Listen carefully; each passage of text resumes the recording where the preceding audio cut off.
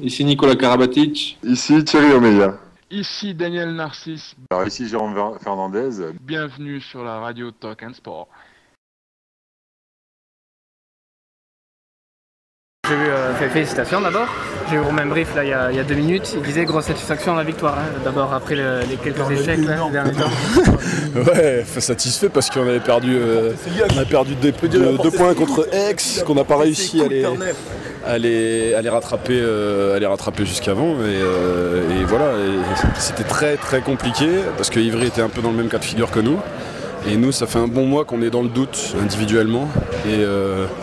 Et ce soir, voilà, on n'a pas trop douté, on a lâché un peu les chevaux. Ce qui est dommage, c'est de ne pas avoir reproduit ça sur les matchs d'avant et il faudra s'en servir pour le reste de la saison. Ouais. Là, le match était bien, ça a très bien commencé, il y a eu 2 très bons débuts de mi-temps.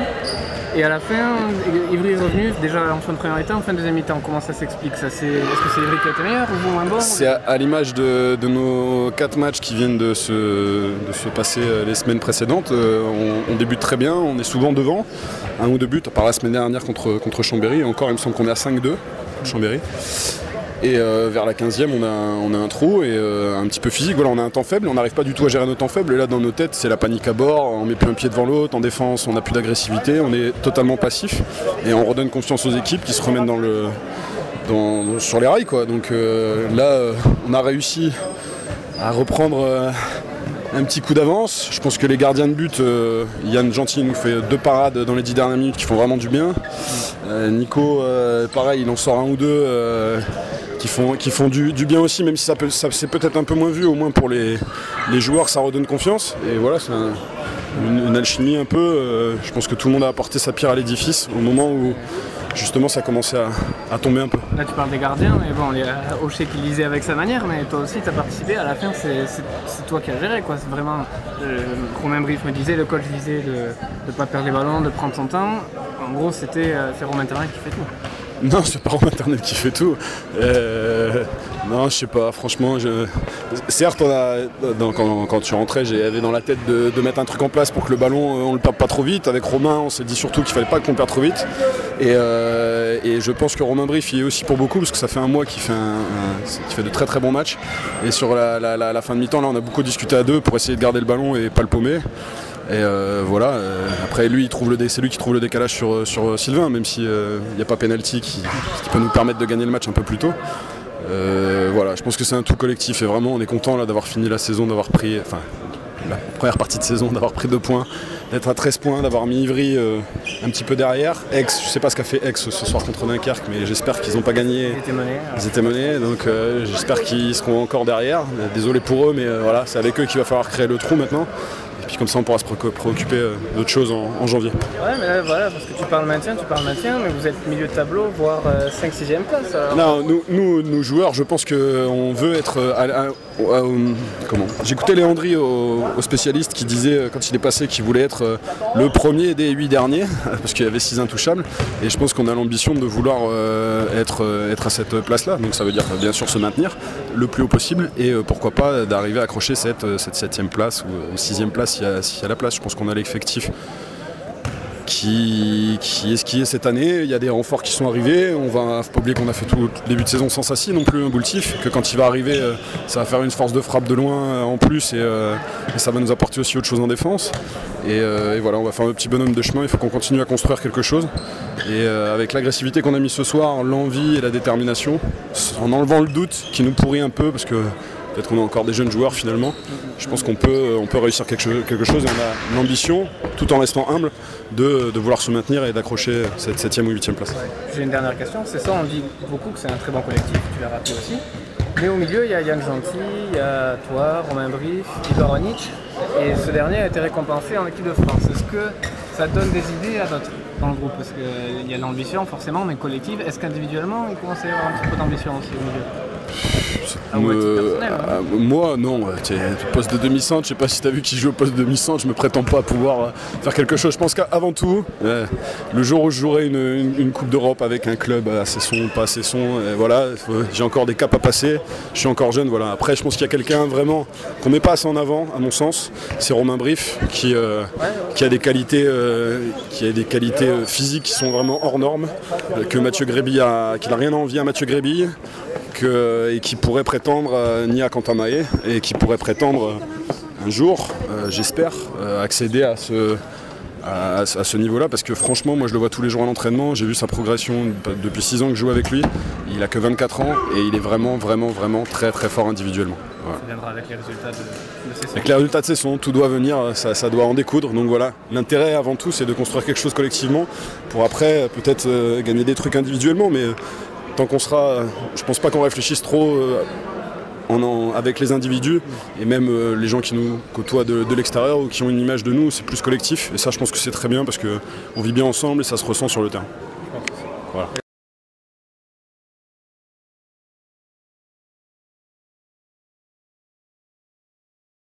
Bon, satisfaction de la victoire j'imagine d'abord?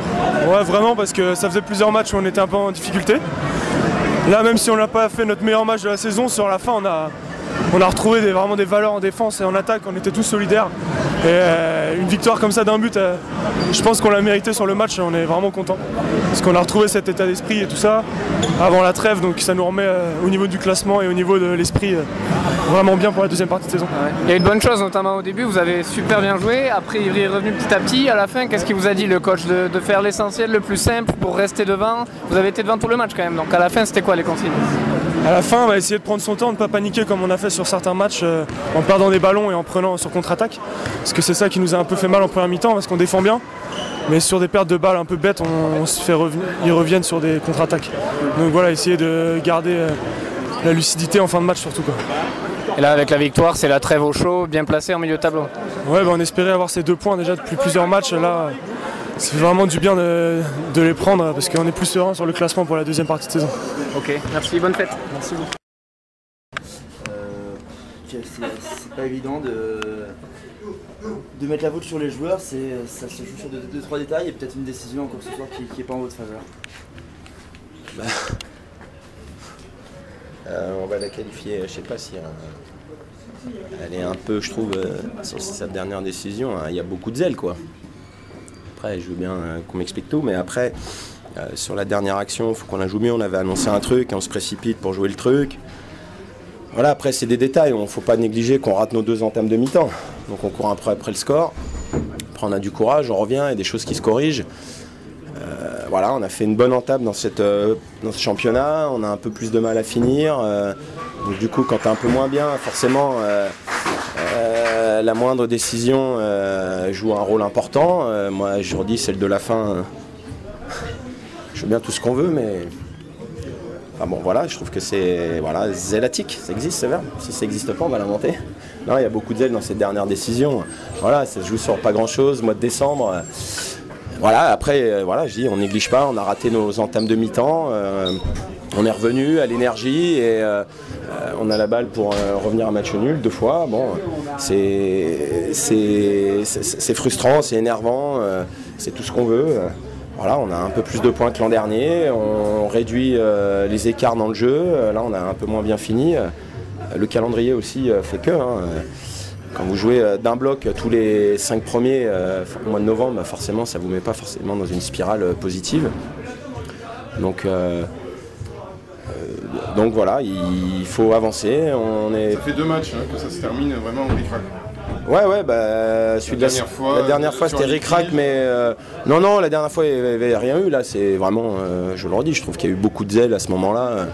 Après, moi, on peut m'expliquer ce qu'on veut. Ce que je vois, c'est qu'il y a beaucoup de zèle dans cette décision. Vous serez contenté du match nul, bien sûr. Bah, moi, non seulement je m'en serais contenté, mais il était mérité, quoi, le match nul. Je veux dire, à la fin, il faut qu'on m'explique, quoi. On bagarre pour revenir, on est tout le temps là. Bon, bah voilà. Après, je redis, on a raté nos entames de mi-temps. On est revenu dans la rencontre. Après, sur la dernière action, ce que j'ai dit aux joueurs, quand on annonce un truc, il faut vraiment le jouer jusqu'au bout et pas d'un coup sortir du truc. Et c'est là-dessus qu'il faut qu'on progresse pour être encore plus rigoureux dans les timings, plus rigoureux dans comment on fait les choses, pour que ces défaites se transforment en victoire. Et bien évidemment, comme on finit par une série négative, ça donne un goût amer parce qu'on n'a que 10 points.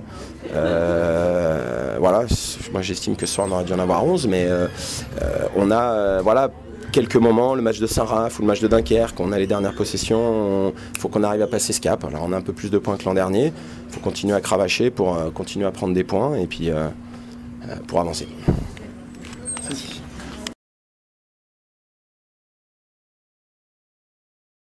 Alors, bonsoir Nicolas. Alors ce soir encore une 7e victoire dans ce championnat malgré un match très disputé contre Cambrai.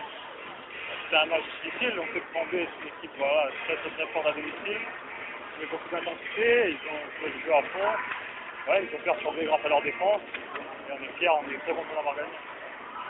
En fait, à part la défaite contre Nantes en Coupe de la Ligue, on peut dire que c'est une saison pour l'instant pratiquement parfaite. Ouais, sur le point de vue comptable, c'est parfait. Après, on a quelques imperfections dans le jeu. Voilà, on a quelques difficultés sur les défenses vraiment agressives, comme on a vu ce soir. Voilà, on a réussi à se sortir sur la fin avec un peu de réussite. Vous attendiez en début de saison à avoir une première moitié de saison comme ça aussi bonne? On a les joueurs pour, on a le meilleur joueur du monde dans notre équipe, le meilleur allié droit du monde, le meilleur défenseur. Voilà, on avait des ambitions, c'était de gagner tous les matchs. Et voilà, pour l'instant, on a presque parfait. Alors, j'ai vu une interview de Sylvain Nouet il y a quelques jours qui disait que c'était prévu dans une liste de 28 joueurs pour le renouvellement de l'équipe de France et qui serait testé avant l'été. Je suis pas au courant. Est-ce que tu t'y attends à entrer en équipe de France plus tôt ou un peu plus tard? Non, je vais continuer à jouer, essayer de jouer en club d'abord. C'est pas facile cette année, vu la qualité des joueurs. Après, on verra le reste. Pour l'instant, merci beaucoup Nicolas et à bientôt sur André. Merci. Bonsoir Kelly, ce soir on a eu un très bon match, mais malheureusement c'est la défaite aussi. Oui, c'est vrai que nous sommes déçus d'échouer à un but, mais bon, ça fait partie des joies et des peines du haut niveau. Maintenant, voilà, on a quand même montré de belles valeurs, qu'on avait une belle équipe. Et on va tâcher quand même de gommer nos petites lacunes offensives, surtout dans les money time où on a perdu beaucoup de points cette saison, cette première partie de saison. Est-ce que nous faire justement un bilan de cette première partie de saison? Vous êtes satisfait ou pas trop satisfait? Je suis super mitigé parce qu'on se rend compte qu'on a perdu plusieurs matchs comme ça de quelques buts et maintenant on végète au milieu du tableau alors que si tu gagnes un match à l'extérieur, tu peux prétendre à des places européennes. Alors là, ça va être la trêve. Qu'est-ce que vous avez de prévu au programme pour la trêve? Beaucoup de repos, manger un peu plus gras que d'habitude et puis reposer pour faire une meilleure deuxième partie de saison. Merci beaucoup. Merci.